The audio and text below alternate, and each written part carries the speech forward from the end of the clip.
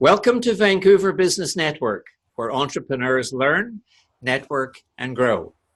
I am Roger Killen, the organizer. Our weekly workshop for entrepreneurs is brought to you by TELUS Business, the fastest and most reliable, pure fiber, broadband network in Metro Vancouver. Our speaker this evening is Corinne Underwood. Corinne is the founder and chief visionary of Choices for Sexual Health. She's a professionally trained sexual health educator and a certified coach, specializing in sex and intimacy coaching. Corinne is committed to breaking down barriers to sexual education, inclusion, communication, and pleasure. Vancouver Business Network members and most welcome guests, I invite you now to put your hands together and give Corinne Underwood the VBN welcome that she deserves.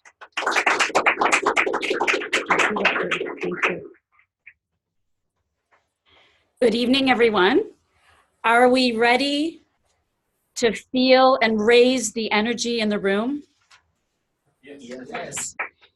Are we ready to tap into your sensation and body pleasure and utilize sexual energy for your creativity, your motivation, and your resiliency? Yes. Then we're gonna have a fun time. Let's play together.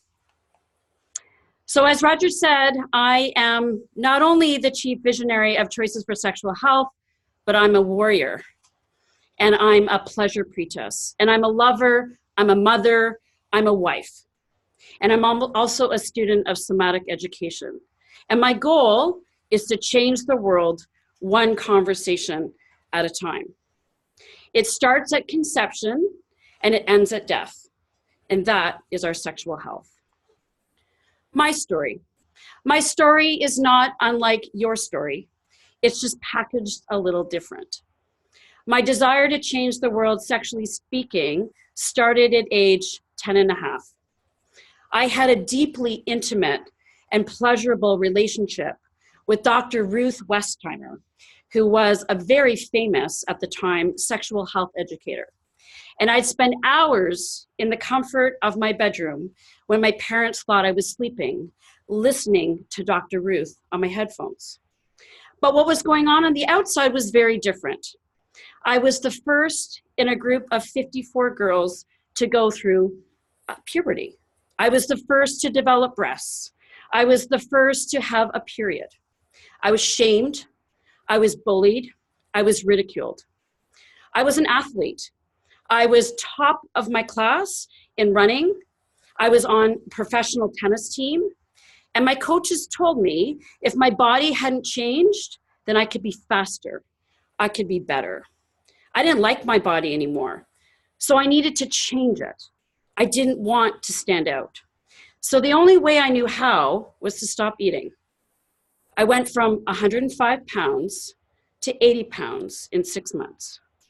And for 10 years, I lived as a skeleton, afraid to be who I was and how I was supposed to show myself to the world.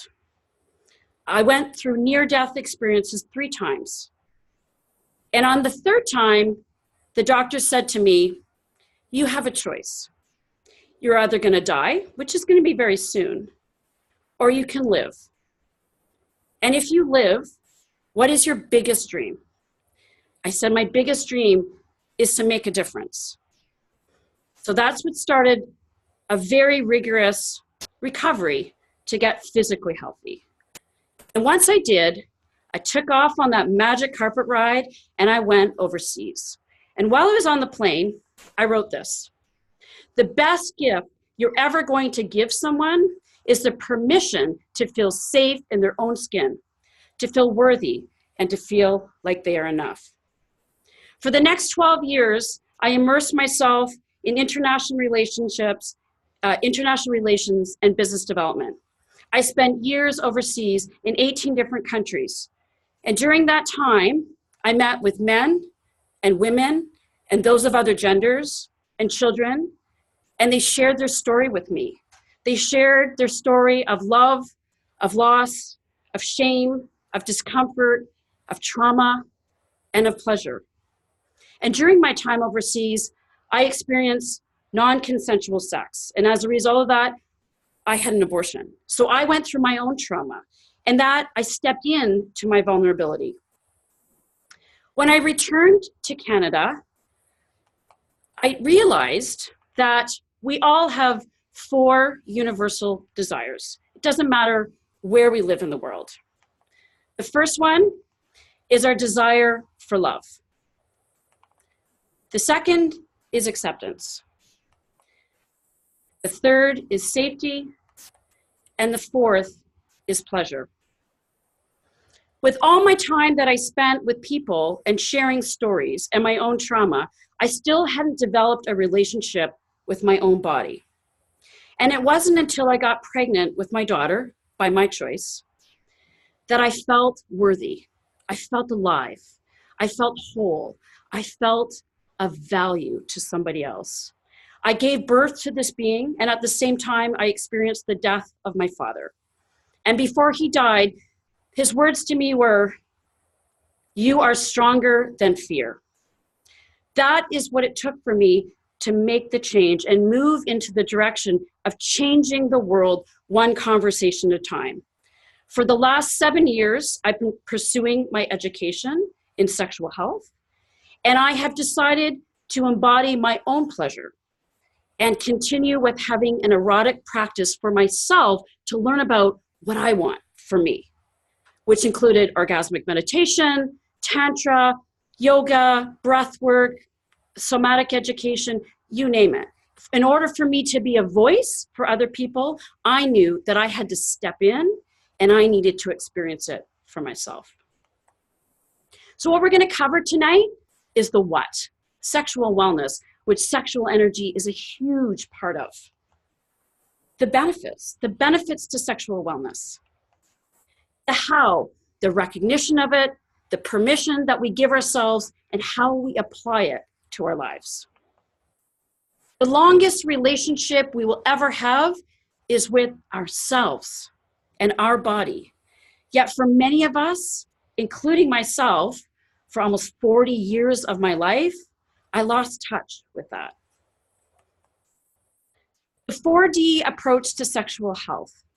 Sexual health does not exist in a vacuum. It encompasses our spirit, our connection to a higher power, which is deep within us. It's what we think every day and think about our body and how we relate to others. It's the sensation that we have in our body.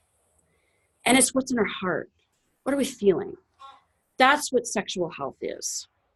And we are responsible for our own sexual health. What I find interesting is that for many of the couples that I work with, they'll talk about how he's not providing, or she's not providing, or they're not doing this for me. We can't have that expectation on somebody else. Our sexual health is our own responsibility. We are in an era of touch starvation. We are constantly on our phones all day long, into the night. We are losing touch with sensation. We are deprived of touch. As a result of being deprived of touch, our bodies are yearning for connection. For those of you around the world, you've seen that these cuddle parties are starting up, strictly because people are dying for touch. When touch is absent, what happens is our desires can go underground, or they get repressed. And we build these layers upon layers upon layers. And we start to disassociate with our sensation and our sense of pleasure and well-being.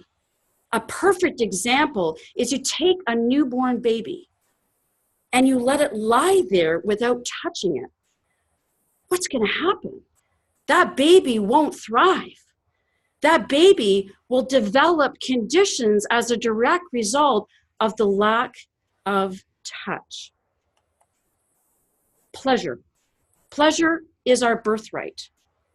And we are inundated every single day in the media and elsewhere about sex. But yet, very few of us know how to tap into and embody our own pleasure. Pleasure is a direct reflection of our sexual health.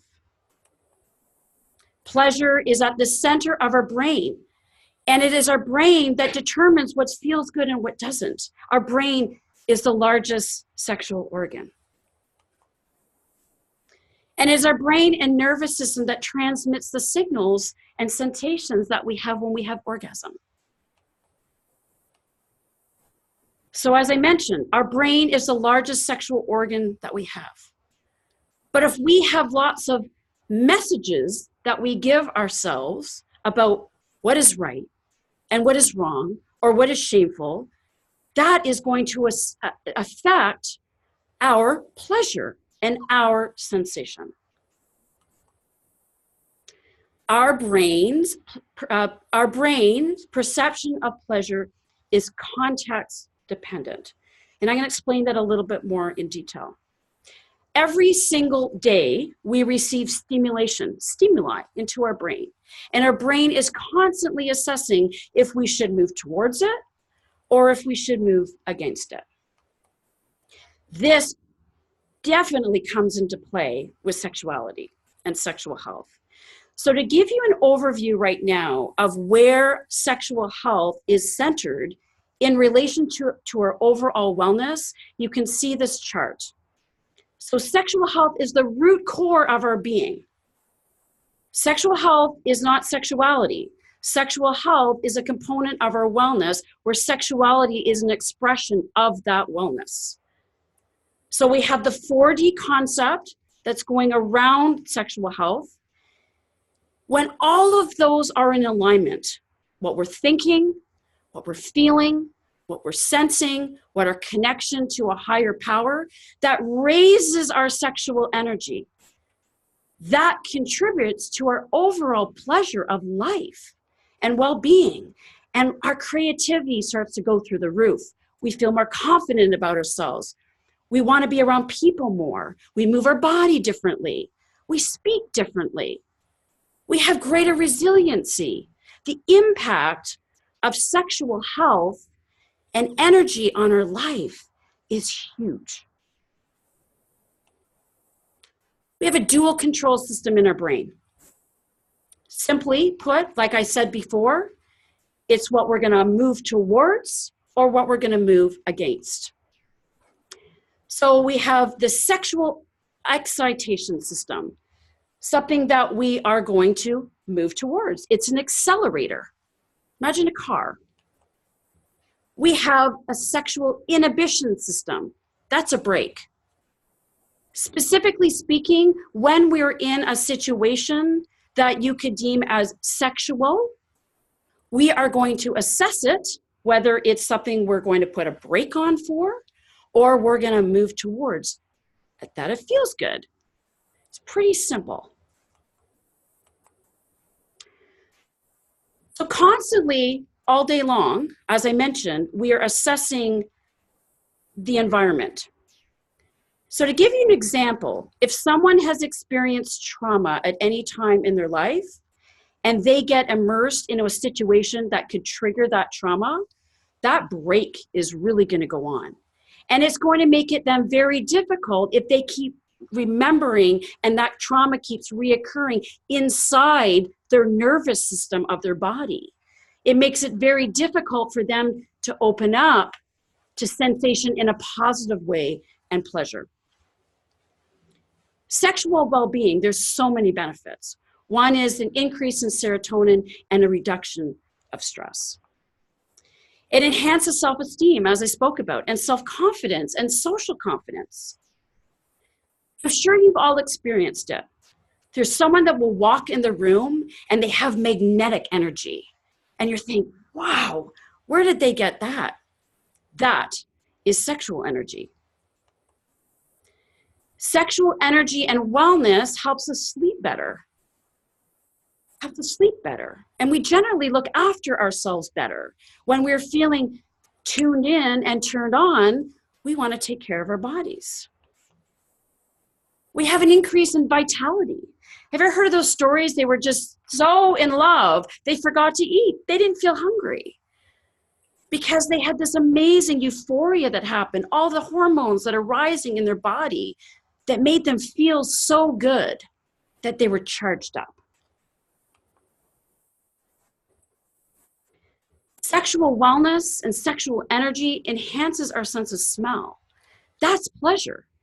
When we speak about pleasure, a lot of times people specifically focus on sexual pleasure. Pleasure surrounds us every single day if we're open for it. The sense of smell, touch, taste, and experience in life, all of that relates to pleasure and sensation, which we can utilize in our bodies.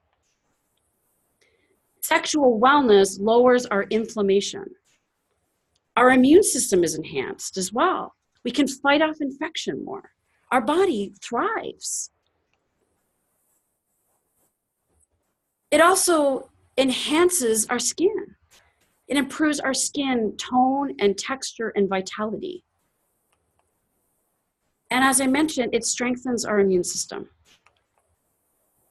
And sexual wellness and orgasm in particular can lower the risk of prostate cancer in men. So let's recap. An increase in pleasure equals an increase in sexual energy, which equals an increase in sexual well-being, which equals an increase in creative energy, productivity, motivation, and resiliency. Sexual energy lifts us into the zone of genius. For those of you that have read Napoleon Hill, Think and Grow Rich, that is from his book. Now, how to get there? That's a question we all ask. You can book with me and I can help you with that. First of all, shake the shame. We have layers and layers of conditioning regarding sexuality and sex. And I knew that when I embarked on this career that I would be up against resistance. But slowly but surely, together, we can shake the shame. But it starts with yourself first. And once you're able to slowly but surely shake the shame within yourself, then you can model that to others. And you can be a voice for others. Recognition of our own uniqueness and our well-being. We have so many markers, it appears, today in society that we have to look a certain way, we have to act a certain way. That's not true. That's made up. It's all about what's in here and how we feel within our own bodies. Sexual education, a huge component of this. A lot of my clients, like me, never had sexual education as a youngster. So they tried to find as much as they could through books, through friends, through maybe colleagues, through the internet now. Not all of that information is accurate. A great way to learn about your body is to get up close and personal. Get a mirror. We spend so much time looking this way, we don't spend any time looking this way. And that's a big part of learning about our body and giving yourself permission to do that. For those of you that have a uterus, big importance. Cycle awareness. We are generally told as those that menstruate that it's gross and it's terrible and it's an inconvenience. It is an essential life force. And when we're able to tap into the wisdom of our menstrual cycle and we're to track it, we learn so much about who we are and our sexual power in that cycle. It's a deeply intimate process. And the great thing about that is that then we can integrate male partners into that. They can learn about how we maneuver through the month with our hormones and our emotions. And we have a beautiful opportunity to bring this in an intimate format, to build connection, not disconnection, and enhance our sexual wellness and grow our sexual energy together. Most of us spend 24 hours a day in short breath. We don't breathe properly. We're on our phones. We're racing to the next meeting. We're multitasking, that big word. I heard a very interesting woman speak the other day, and she said, busy is the new stupid. And what happens is when we're constantly busy, we forget to breathe.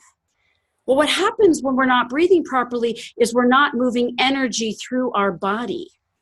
We are closing off to sensation. When we close off to sensation, we're not going to build our pleasure center, and we're not going to build sexual energy and wellness. Under the how do we get there slide, is there, if I retained your services and said, Corrine, I want better sexual health, would you talk to me about lifestyle changes, food and exercise in general, or are there specific foods, specific exercises that can really ramp up my sexual energy better, faster? Do I repeat your question, Roger? So Roger's question was, if he was to use my services, would I also incorporate other lifestyle changes, such as nutrition and perhaps exercise and time management? That is a huge component, absolutely. But first and foremost, the number one step is learning to breathe properly. So breath is number one. And then all those other factors, what we're eating and how we're spending our time is a factor. However, breath is number one. And if we start to focus on breath, we open up the pathways in our system in which we feel better. And when we feel better, we have more energy to actually do exercise. When we feel better, we actually tend to make better choices with support.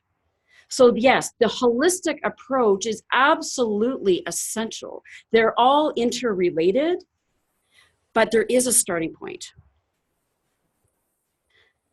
So with breath, it's essential to the awakening of the senses.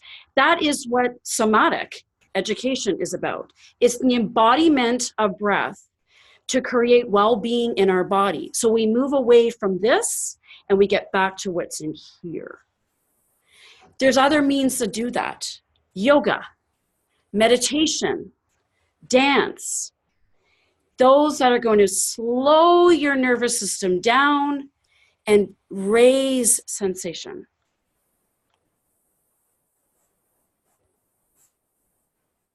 How to get there? Pleasure as a part of living self-pleasure. I'm going to give you homework. Your homework is to embark on your own erotic practice. Sounds pretty juicy. It's really fun. And I'm going to go into that in a little bit more detail. But when we start to honor ourselves and our bodies, our world can open up immensely in other formats. But it takes self-compassion and giving yourself permission. Erotic autonomy. What is that? When we are able to fully own our pleasure, tap into our sensation, and honor our body, we then create a voice to ask for what we want and to say no for the things that we don't want. A big part of sexual well-being and sexual energy, utilizing it in a healthy format, is knowing how to say no in a way that's going to serve you. And that goes into enthusiastic consent. I work with youngsters and couples in the realm of enthusiastic consent. It's all about how we ask, look for permission to receive, and honor the right to say no without expectation. That is hugely empowering for our wellness and raising our sexual energy. Physical touch. As I mentioned to you, we are touch deprived. So if it takes massage or a ritual, a daily ritual, or hugging, or holding hands, or having an animal that you can physically touch. This will help you tap in more to your sensation and your heart center. And by doing so, you'll find that your breathing will start to slow down. So before we get into questions, I'm actually going to give you your homework more in detail because you may have some questions about it. So your homework, as I suggested, is developing your own erotic practice. What does that mean? That means setting some time every week, preferably every day, but at least a couple of times a week that you're not distracted, that you're safe, you're in an environment that you feel comfortable in, and that is just for you. It could be breathing and meditating. It could be having an awesome shower. It could be self-exploration. It could be trying on new clothes and feeling different materials on your body, but it's strictly for you. And when you do that, when you have this time for your own erotic practice, be very mindful of what comes up for you. I highly suggest making note of that afterwards. Be very aware and very curious. And if you have messages that come up of fear or shame or disgust, or explore that. Where is that coming from for you? So that's your homework. Questions?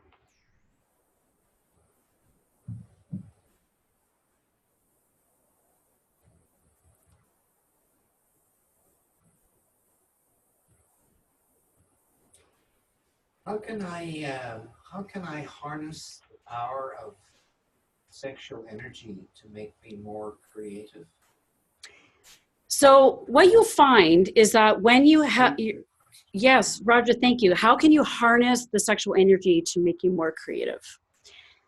So what is so fascinating about sexual energy, your brain is just, it's on fire. You actually start to change the neurobiology in your brain through sexual energy.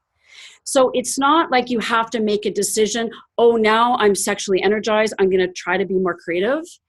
It works sort of simultaneously. So as you're building the sexual energy and you're feeling tuned in and turned on a daily basis, life becomes open.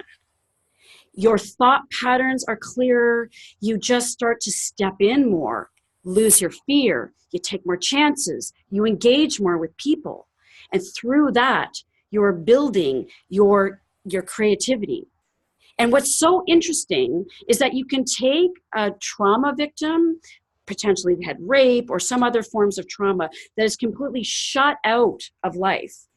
And through a number of exercises and training, they can learn to rebuild those neural pathways in their system so that they are actually in tune to life and they're more vibrant and they're living life on this higher plane of vibrational energy. Any other questions? The opposite. What are the enemies of sexual health? The enemies of sexual health is how we utilize it. The enemies of sexual health is really the shame we put around it. That's an enemy of sexual health. There's and the other enemy of sexual health is if we enforce our own expectations on somebody else, because then that's negative. If we are using it to embody our own sense of well-being, and we are practicing enthusiastic consent and erotic autonomy, there's not a chance that we're going to infect somebody else negatively. Any other questions? Yes. My question is how to overcome on stigma of shame and also for the phobia, like if someone express or show affection to someone, they have a fear inside that that person would reply me in a negative way. How to overcome it? So how do you overcome sexual shame and the phobia or the fear of certain situations? Through a combination of can be counseling or somatic sex education and coaching. It depends exactly on the degree of the shame and the source of the shame and that phobia. But there is absolutely a way to move beyond that. There are so many incredible practices to help people move through that. But the first step before you would embark on any of that support is slowly but surely saying you're okay. Breathe, breathe. You have a right to feel good. That's your first step. The next step is surrounding yourself in support. And as I mentioned before, we are inundated with information on Google. Nothing against Google. But Google doesn't always have the right answers. And it's too easy oftentimes at a click of a button if we want to learn something that will go onto Google. Finding accurate, age-appropriate information is so important, particularly when it comes to our bodies, and very much so when it comes to sexual health. And so embarking on trained professionals to help you through that shame and that stigma and that phobia, there's a lot of opportunity out there for that. Thank you. Any other questions? Roger. I come from Northern Ireland. Provincial thinking, small-mindedness, and sex was most definitely a subject of shame. It was dirty, and you weren't really supposed to have anything to do with it outside marriage. Where would that come from? So Roger's question was, he grew up in Northern Ireland, and there was a lot of shame regarding sexuality. It was to be within sort of hidden in the realms of the household. And where did that come from? A lot of it comes from religion. That is where it's pretty much handed down. We are born as pleasurable beings. That's what I mentioned. We pleasure ourselves in the womb. That's when we start masturbating. So it's a totally natural process. When babies are born, they're just pure. There's no restrictions. There's nothing that they're attached to. And we develop these conditions and these expectations as a direct result of religion and the environment that we live in and the role modeling that we've experienced that have been passed down to us. Any other questions? What do you recommend for someone who's like wants to, they're just like through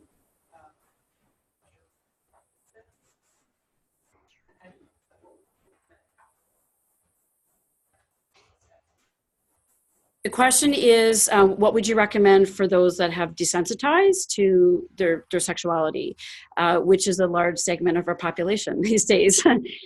Yes, definitely having a ritual around your own erotic pleasure for whatever that means for you. And that could be as simple as having a nice bath. It doesn't necessarily mean it has to go right to self-pleasuring.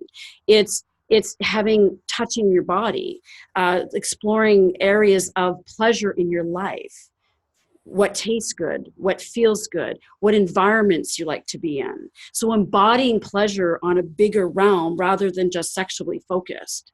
In respect to physical touch, why somatic education is becoming much more mainstream is it's moving us away from this constant thinking and way we've been conditioned in our brain to getting much more in tune with our body. So lots of massage, consensual massage as well is a big one, in addition to counseling or therapy or coaching, and definitely continuing with an erotic practice or ritual.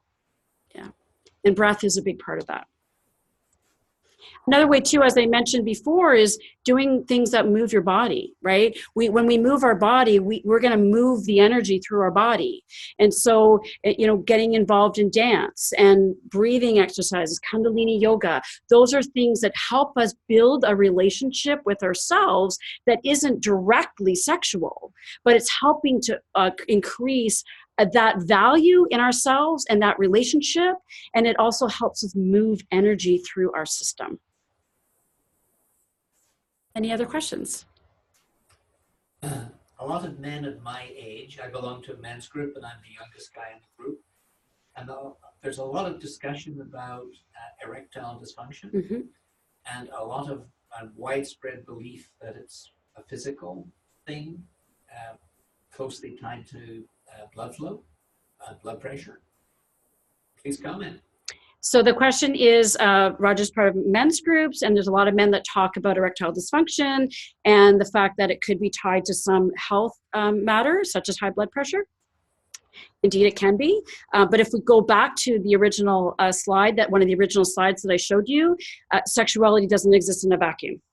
So in fact, there could be some blood pressure issues, but there could also be some thoughts, some psychological things that are going on in our head that are either fear-based or shame-based that is preventing our body from reacting. And it's so interesting is the fact that we have tended to over-medicate in society for every little ailment. When we remove that piece, and not saying that medication isn't a good thing, it can be in certain situations. But if we look at it from a more holistic approach and we incorporate what's going on here, what's going on here, what our belief system is, we'll find that we're able to uncover a lot more about our bodily reactions. It's not any different than women that experience like vaginal dryness or pain through intercourse. If they've had any type of trauma previously, they're actually going into that relationship in that sexual experience thinking they're going to hurt. So before they've even engaged in that experience, they're already hurting. And so it's retraining the brain. And back to the somatic side, that's for a lot of men that suffer from erectile dysfunction. What they're finding is that when they actually help them get more in tune with the sensation of their body through physical touch and breathing, that goes away because they've moved from getting out of their head into actually what's going on in their body.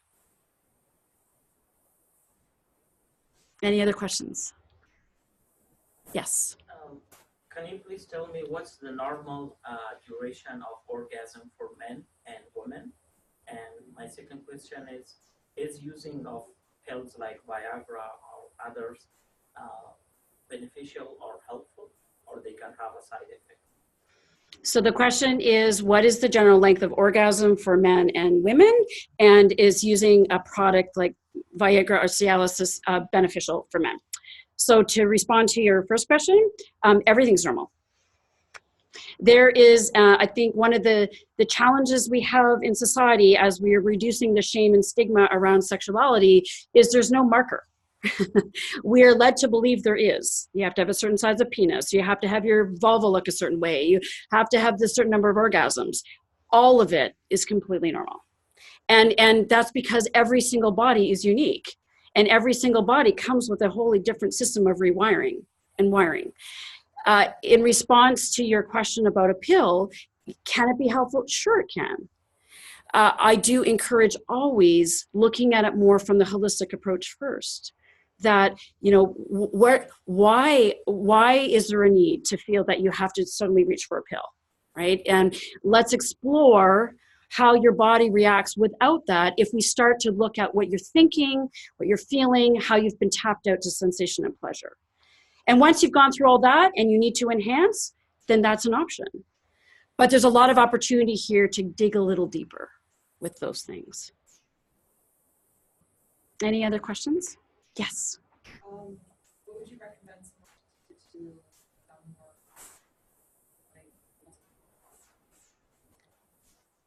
Yes, so multiple, that's a big term in a lot of videos today. Breath is huge. So if we follow any sort of the tantric practices, mind-body awareness, breath is hugely essential for orgasmic experience, heightened orgasmic experience, prolonged orgasm, all of those big terms that you might see out there. But let's break it down a little bit slower. So first and foremost, it's about learning about your body. That's key. And really learning about your body. And there's lots of resources out there to help with that. The pleasure practice, so embarking on erotic practice for yourself. Breath exercises, Kegel exercises are hugely important. I highly recommend, you don't necessarily need to get a jade egg or any of those other materials out there. They can be helpful, but we can do Kegel exercise, but just learning how to actually hold our body more and breathing through that. That can enhance orgasm. It can, at times, create multiple, but it's not that simple. Orgasm is also based, and the ability for us to receive and experience pleasure is so much based on our environment too. So if we are feeling unsafe in a situation, we're going to be tapped out. We're not going to feel anything. So remember that dual control system. So if we're moving forward in accelerator mode, then its options are wide open. If we have constantly brakes coming in the way and our body's going, I don't like my environment, I don't feel safe, I don't like this person I'm with, oh, they have bad body odor, whatever it is, that could be a break, then you're not going to be able to open up to sensation. So it's really multifaceted. Any other questions? What are your thoughts on edging exercise?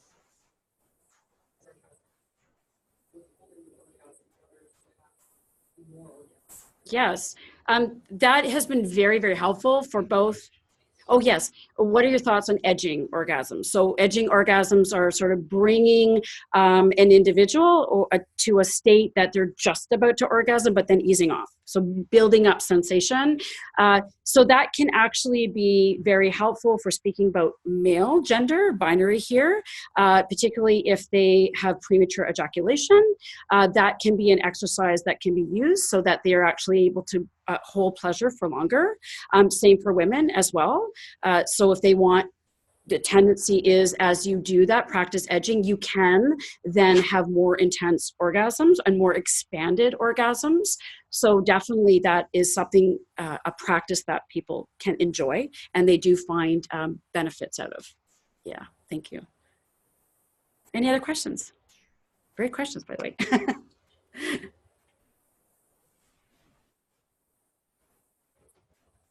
You are all done. Thank you, Roger. Thank you. Thank you. And tell us, when you agreed to support the reproduction of this video, maybe this wasn't exactly what you had in mind, but do bear in mind that there's a direct connection between sexual energy, business creativity, and business productivity. Corrine, thank you very much for sharing your wisdom with us all. I'm certain everyone got great mileage out of your talk. Thank you, Roger, and thank you, Vivian, and thank you, Talis, and to all of you. Thank you very much. And thank you, Talis.